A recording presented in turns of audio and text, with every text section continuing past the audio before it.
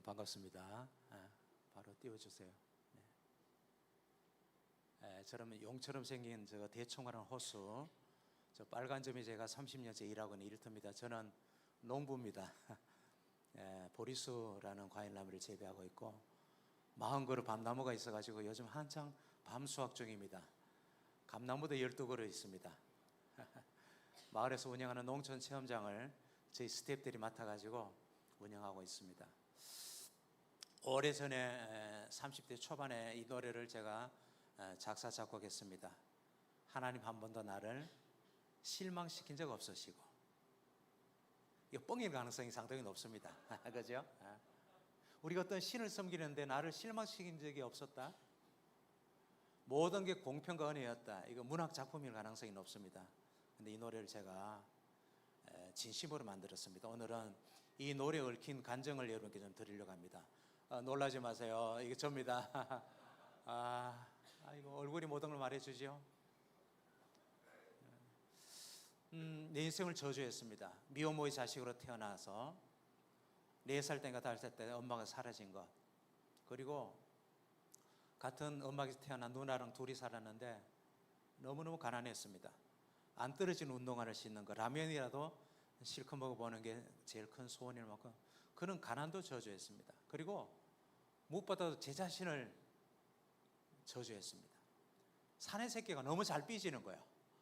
한번 삐지면 너무 오래 가고 용기도 패기도 없고 수업 시간에 분리라서 책도 못 읽는 벌벌 떨고 있는, 그래서 별명이 찌질이, 쪼다, 가시네, 이게 제 별명이었습니다. 그런 나를 저주했습니다. 포항에서 대구로 유학을 갔는데 제 친구 두혁이의 꼬임에 빠져가지고 자기 교회 가면 신명여고 여학생들이 끝내준다는 유혹을 받고 교회 다니기 시작했습니다. 2학년 때는 뭣도 모르고 세례를 받았습니다. 아버님 형제가 13남매, 제가 서자로 태어났지만 장손이었습니다. 불교 집안에 예수 믿는다, 있을 수 없는 일이었어요. 가문에서 내쫓겼습니다. 고등학교 3학년 때 큰 재앙이 저를 덮쳤습니다. 류마티스 관절염이라는 아주 고약한 병입니다. 발목부터 시작해가지고 무릎으로 9월이 되었는데 졸업을 2, 3개월 앞두고 고관절까지 올라와서 하체를 아예 못 쓰게 되었습니다. 병원에서는 치료약이 따로 없고 몸은 급격하게 악화되어 가고 선택의 여지가 없어가지고 기도원에 올라갔습니다. 금식을 작정하고는 10월 1일부터 울부짖기 시작했습니다. 기독교의 하나님 정말 계십니까? 나 솔직히 잘 모르겠습니다. 관심사는 하나님이 아니었기 때문에. 그러나 정말 하나님이 계시다면 내 다리 고쳐달라고, 나를 이 불치병의 재앙과 저주로부터 건져달라고 3일 밤낮을요 목이 쉬도록 부르셨습니다. 눈을 떴는데 이 깜깜한 밤인데 아무런 변화가 없는 겁니다. 그러면 그렇지, 재수 없게 덜컥 임신이 되어가지고 안 태어나기를 바랐던 인생. 제가 임신되었을 때 저희 어머니가 아버지가 유부남이라는 사실을 뒤늦게 알고는 저를 낙태시키려고, 지우려고 여러 방법을 썼는데 실패하는 바람에 제가 태어났거든요. 나 같은 인간 쓰레기를 하나님이란 분이 목 아쉬워가지고 나 같은 걸 택하시겠냐. 너무 서글퍼가지고 끄끄거리고 울고 있을 때 제 귀에 질문이 들렸습니다. 제 이름을 부르더니 용도가, 어찌하여서 나를 바라보지 않고 너의 문제를 들여다보겠느냐. 깜짝 놀라서 주위를 보니 아무도 없었습니다. 이게 무슨 말이지? 문제를 들여다보겠다? 이 불치병, 내 생애 최고의 숙제, 이걸 들여다보지 말고 나를 바라봐라. 여기서 말하는 내가 하나님이라면 하나님을 바라보는 게 뭘까? 깨달음이 왔어요. 네가 생각하는 기독교의 하나님은 어떤 하나님이냐? 네가 그렇게 지금 간절히 기도하는 그 하나님은 어떤 하나님이냐? 그 어떤 하나님께 이 문제를 맡기라는 겁니다. 근데 저는요, 하나님 어떤 분인지 알 게 뭡니까? 내 관심사는 여학생들이었으니까 폼으로 들고 갔던 성경책을 읽기로 했는데 구약 성경이 그렇게 두꺼운 줄 그때 처음 알았습니다. 그래서 패스. 마태복음부터 읽어나가다가 노트를 펴놓고는 예수께서 가라사대, 그러면 예수님의 말씀을 옮겨 적기 시작했는데 놀라운 심령의 변화가 생기기 시작했습니다. 저는 그때까지 내 인생의 주인이 난 줄 알았어요. 자살을 굉장히 가볍게 생각했습니다. 이렇게 평생 기어다니면서 어떻게 살아요? 그런데 내 육신은 그렇게 어처구니 없는 것처럼 태어났을지 모르지만 내 영혼의 내 인생의 주인이 창조주 하나님이라는 사실을 깨닫게 되었습니다. 이 세상에 수많은 사람들 가운데 나를 따로 불러내가지고 우리가 가서 살게 될 또 다른 영원한 나라가 있다는 걸 깨닫게 되었습니다.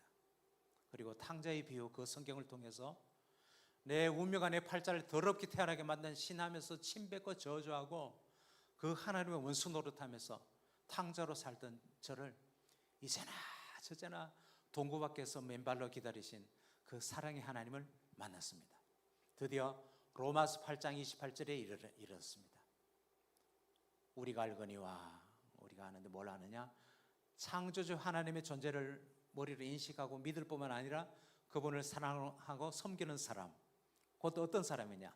그 하늘나라의 자녀로 백성으로 불러냄을 받은 사람에게는 하는 순간 이거 난데? 라는 생각이 드는데 그 다음 이어지는 구절에 제가 눈이 휘둥그레졌습니다. 이제 그 사람 인생에 어떤 일이 벌어지느냐? 그 사람의 인생에 일어나는 모든 사건, 그 모든 사건에는 좋은 일뿐이겠습니까? 누가 봐도 재앙이요 저주처럼 보여진 일까지 포함해서, 그 다음에 그 사람이 행한 모든 일, 그 모든 일에는 착한 일뿐이겠습니까? 찢어 죽여도 시원찮을 만한 치명적인 죄까지 포함해서, 그 다음에 그 사람의 모든 출생 배경, 어떤 조건으로 태어났던, 저처럼 첩의 자식으로 미혼모의 자식으로 태어났던, 혹은 장애를 가지고 태어났던, 가난하게 태어났던, 이 모든 것을 합력해서 영어 성경에 보니까요, 유익이 되게 하신다는 겁니다. 이 하나님이, 제가 이 하나님을 붙잡아야겠다, 내 하나님께 내 인생을 걸어야겠다고 고백하는 순간 저도 모르게 무릎을 꿇고 두 손 높이 들고 고백하기 시작했습니다. 하나님, 나는 내 출생 배경이 마음에 안 듭니다. 엄마는 살았는지 죽은지 도망가 있고 집안권은 엉망입니다. 그러나 나를 미혼모의 자식으로, 첩의 자식으로 태어나게 하신 것을 감사합니다. 이 출생 배경을 통해서 합력해서 선을 이룰 것을 내가 믿습니다. 하나님, 나는 가난이 싫습니다.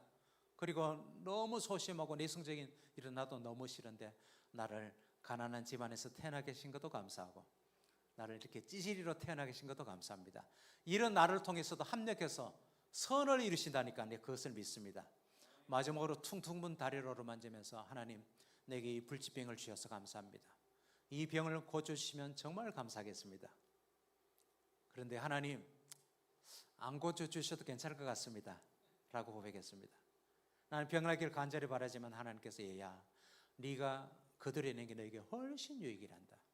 그래서 남들만큼 오래 못 살고 휠체어 신세를 지고 짧은 생애를 살다가 가더라도 그게 너에게 훨씬 유익이란다. 그것도 감사합니다. 여러분, 10월 3일 제 인생의 개천절, 하늘이 열린 날입니다.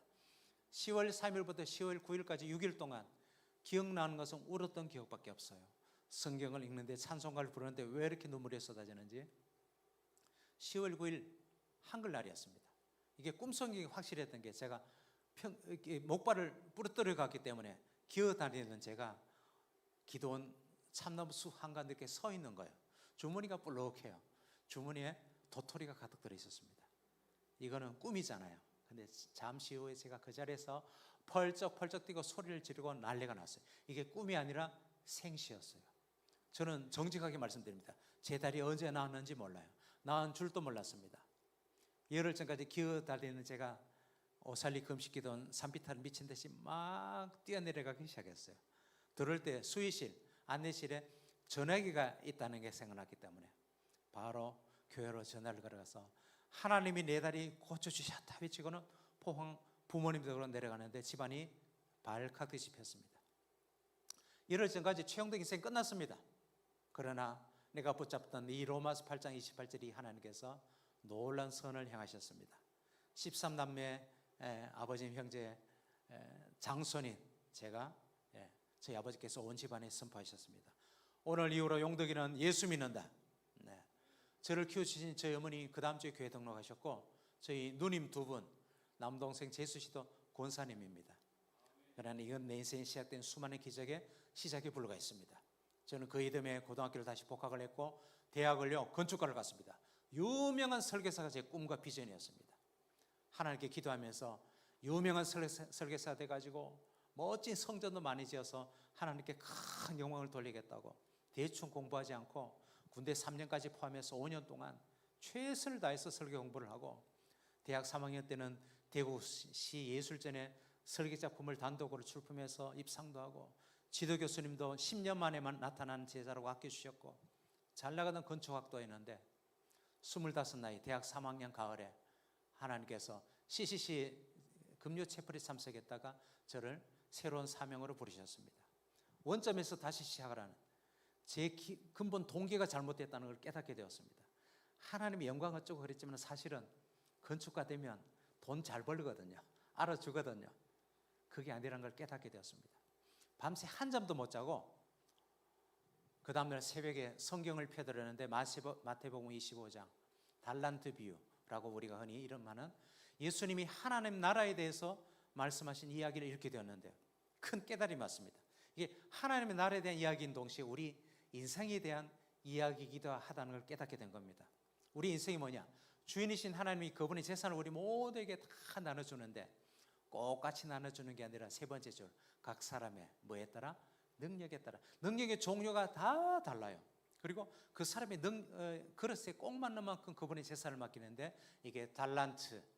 그 당시에는 금덩어리, 화폐 단위지만 이게 영어로 탤런트, 재능이잖아요. 재능으로 번역됩니다. 우리에게 주어진 모든 크고 작은 재능은 그게 음악이든 미술이든 아니면 또 다른 손재주든 이게 하나님 우리에게 맡기신 재산이라는 겁니다. 이걸 땅에 묻어두지 않고 이게 땅에 사는 동안 하나님께 이웃에게 유익이 되는 일을 남겨야 되는데 5달란트 받았던 종은 능력이 출중하니까 10개를 만들어서 왔는데 주인이 나중에 엄청난 상급과 칭찬을 내게 됩니다. 2달란트 받았던 종은 2개밖에 못 남겨요. 그런데 깜짝 놀랐습니다. 10개를 만들어 쓴 종과 똑같은 칭찬과 상급을 주인이 내리면서 예수님이 이게 하나님의 나라다 이러시는 거예요. 아, 내가 착각했구나, 오해했구나. 저는요, 세상 사람들이 말하는 위대한 성공, 유명한 위대한 업적, 칭송받고 방수받고 환호받고 그러면 상급도 많은 줄 알았어요. 하나님께 큰 영광이 되는 줄 알았습니다. 그러나 그게 아니라는 걸 깨닫게 되었습니다.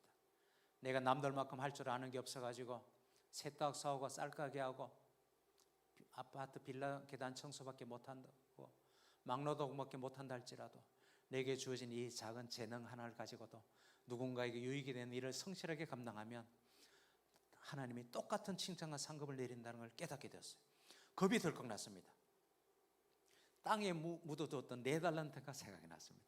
A4 종이를 꺼내놓고는 주인이신 하나님 내게 맡긴 재산이 뭔지를 파악해야겠다. 제일 먼저 생각나는 게 어처구니가 없었습니다. 만화 그리는 거 좋아하는 거였어요. 내 꿈과 비전은 설계사 내게 왜 말입니까? 붓글씨 쓰고 맨날 그랬거든요. 군대도 행정병으로 갔습니다. 글씨 잘 쓴다고. 그때 글씨 잘 써가지고 할 줄 아는 직업은 간판쟁이 필경사였어요. 기타 코드 5개, 6개 막 배울 때입니다. 음악적인 취미 있어가지고 기가 찼습니다. 이 나이에 25 나이에 가작, 장려상 받았던 글 쓰는 재주도 적었습니다. 도적을 겁니다.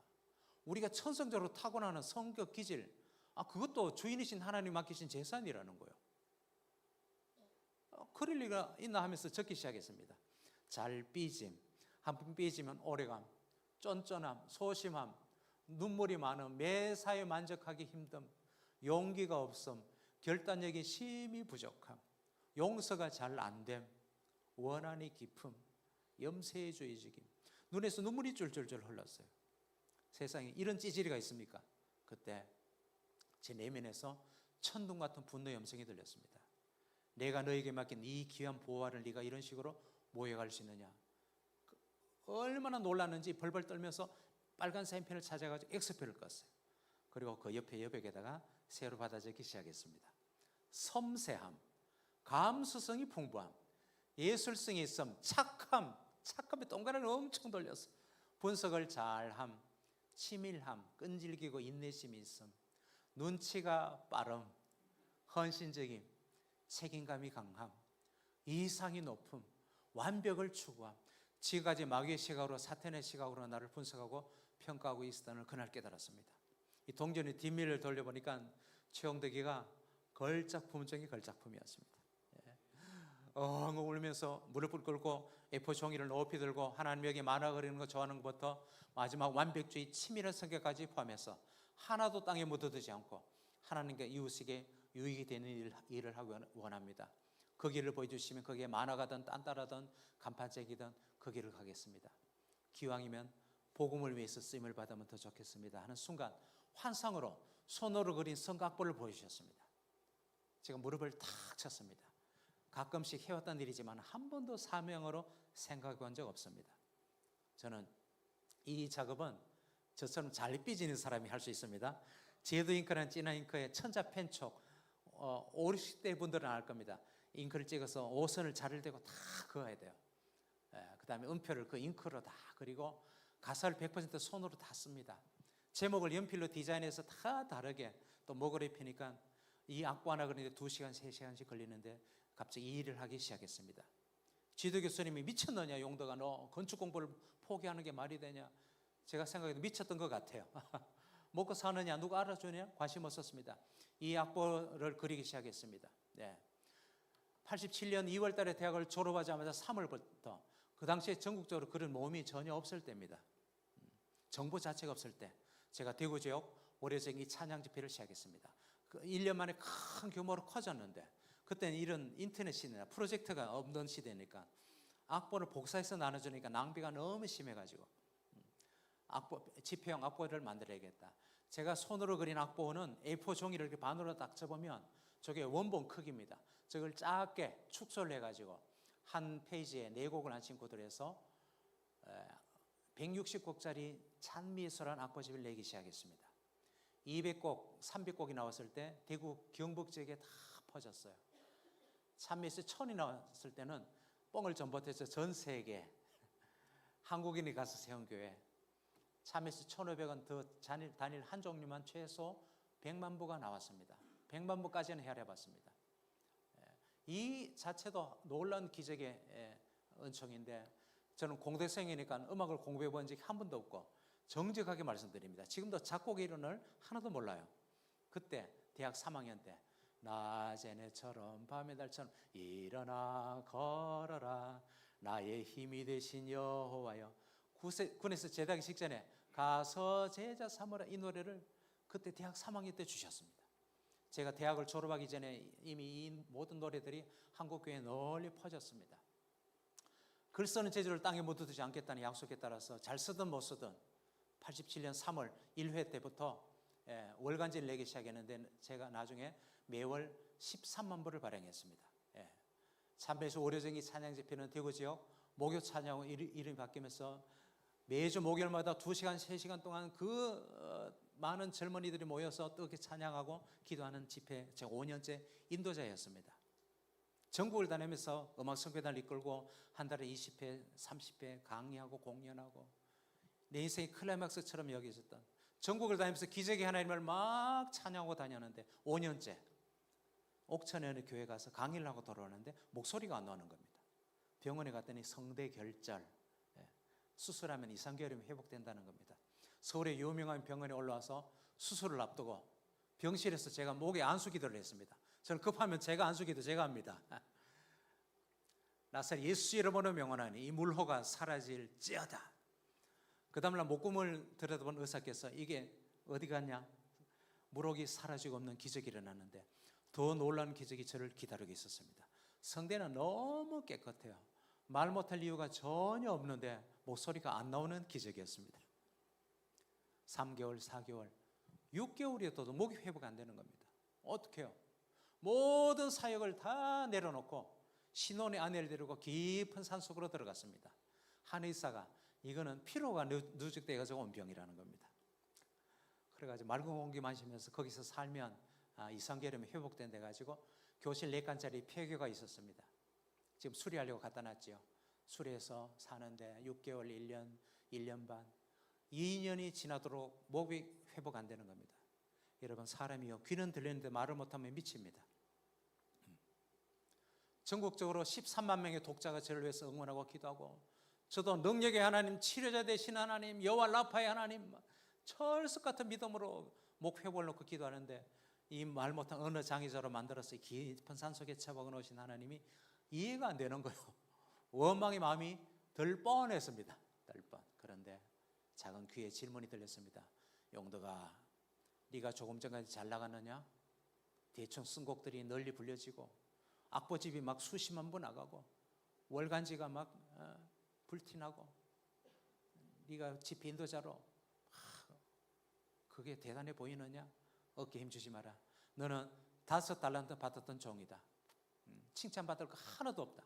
오히려 신명기의 이 말씀을 가지고 무섭게 책망하셨습니다. 여러분이 먹을 것이 풍부해지고 아름다운 집을 짓고 살면, 여러분의 재산이 많아질 때 관로 열고 어떤 하나는 일을 했는데 위대한 업적이라고 칭송받고 박수받고 유명해지고 사람들로부터 성공적인 인생이라고 칭송받을 때 점점점점 여러분의 힘과 능력으로 그렇게 되었다고 생각해서는 안 됩니다. 여러분에게 그렇게 될 수 있는 능력을 주신 분이 여러분의 하나님 여호와이심을 기억하십시오. 네 인생의 최고의 기적이 뭐냐라는 질문이 들렸습니다. 제가요 10월 9일 날 고등학교 3학년 때 불치병 병이 난 거라고 막 외쳤습니다. 그런데 그래? 그게 내 인생의 최고의 기적이냐? 이게 정답이 아니었습니다. 그러면요 하나님 그 자살을 생각하던 인간 쓰레기를 들어서 집회 인도자로 성가 작사 작곡가로 악보 편집자로 무서 사역자로 와 이건 기적입니다. 그래? 그게 네 인생의 최고의 기적이냐? 이게 정답이 아니었습니다. 잠시 묵상을 하는데 눈에서 눈물이 확 쏟아졌어요. 내가 속고 있었습니다. 도적 맞았어요. 지난 5년 동안 전국을 다니면서 떠들고 다닌 예수의 복음을, 사실은 진짜 예수의 복음을 초라하고 저급한 수준으로 내가 전락시키고 돌아다녔다는 걸 그날 깨달았습니다. 내 인생에 일어난 최고의 기적은 10월 9일 날 불치병 병난 게 아니라 10월 3일 밤에 일어난 기적이었습니다. 내 문제 해결된 거 하나도 없었어요. 엄마는 살았는데 죽은 지 도망가 있고 집안건 엉망이고 여전히 저는 찌질이고 가난뱅이고 점점 악화되어가는 불치병 환자였어요. 그럼에도 불구하고 누가 봐도 인생이 끝난 것처럼 보여지지만 하나님 이 모든 것을 인해서 감사합니다. 이 병을 고쳐주셔도 감사하지만 고치지 않으셔도 감사합니다. 이거 둘 중에 하나입니다. 머리가 돌았거나 그죠? 아니면 이 로마서 8장 28절이 하나님을 믿는 믿음의 사람이거나, 심지어 내 실수와 잘못으로 자초한 고난일지라도 누가 봐도 망한 인생처럼 보이실지라도 이를 통해서 반드시 기어이 결국에는 선을 이루실 하나님을 바라보면서 강물 같은 평강 가운데 감사할 수 있는 인생, 예수 믿고 잘 먹고 잘 살고 하는 사업 잘 되고 돈 잘 벌고 유명해지고 그것도 복은 복인데 세상 사람들도 누리는 복이라고 말씀해 주셨습니다. 우리 예수 믿는 사람이 누리는 복은 그런 차원을 뛰어넘는 것이라는 걸 그날 깨달았습니다. 몸이 건강할 때도 감사하지만 암송가를 받은 그날에도 감사하고, 사업이 잘 될 때도 감사하지만 부도가 나가지고 감옥 안에 들어앉게 생겨도 감사하고, 제가 이 로마서 8장 28절에 이 하나님을 다시 만났고 29절이 있다는 걸 미처 몰랐습니다. 우리 인생에 일어난 모든 것을 통해서 선을 이루신다는데 그 중에 최고의 선이 29절에 나옵니다. 하나님께서는 미리 하신 사람들이 자기 아들 예수 그리스도의 모습을 다 함께 하시려고 우리를 예정하셨다. 하나님의 최고의 관심사, 최고의 목표는 우리가 잘 먹고 잘 사는 것도 아니고 우리 인격, 우리 성품, 삶의 방식, 삶의 태도가 예수님을 닮아가게 만드는 것이라는 걸 그날 깨달았어요. 모든 일에 머리 대신 그리스도를 닮아가야 된다. 예수님과 같은 마음, 예수님과 같은 태도를 가지라고. 그리고 나는 너를 절대로 떠나지 않고 버리지 않는다. 나는 한 번 택한 백성은 절대 포기하지 않는다. 네가 나를 버리고 포기할 수 있어도 난 널 버리지 않는다. 승천을 시기 전에 예수님의 마지막 유언, 내가 세상 끝날까지 항상 너희와 함께 있겠다.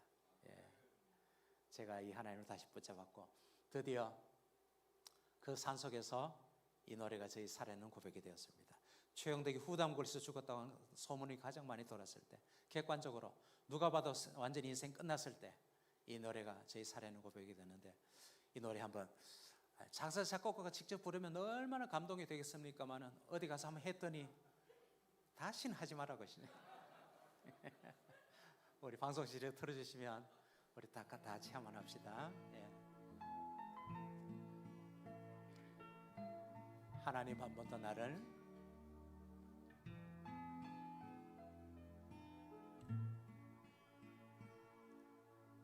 하나님 한 번 더 나를 실망시킨 적 없으시고 언제나 공평과 은혜로 나를 지키셨네. 지나온 모든 세월들, 지나온 모든 세월들 돌아보아도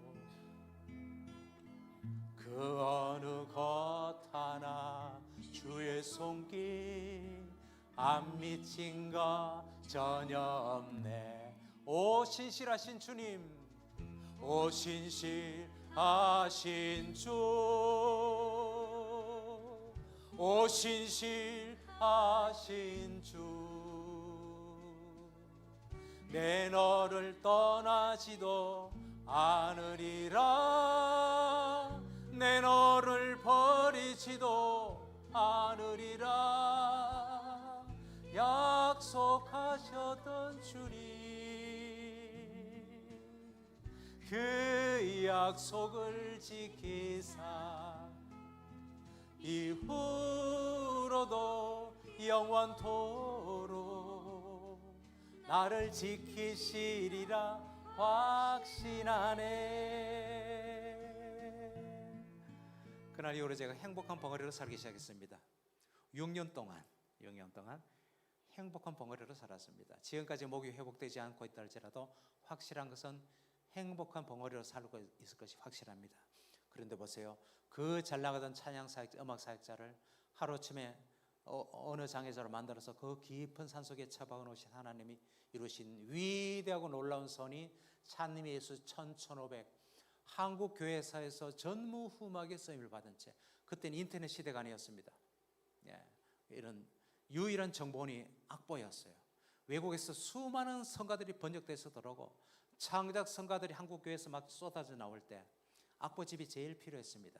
참매수 500이 나오는데 1000 언제 나오냐고 문의가 빗발쳤는데 5년 뒤에 나온다 그랬습니다. 제가 1년에 100곡 150곡을 못 그리는 거예요. 그런데 갑자기 목소리 잃고 깊은 산속에 처박혀 있으니까 눈 뜨고 밥 먹고 할 줄 아는 게 악보 그리는 것밖에 없었어요.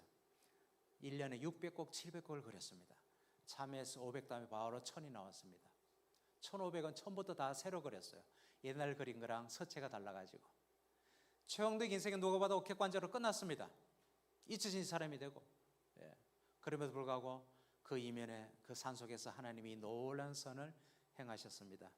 이 신실하신 주님을 찬양합니다.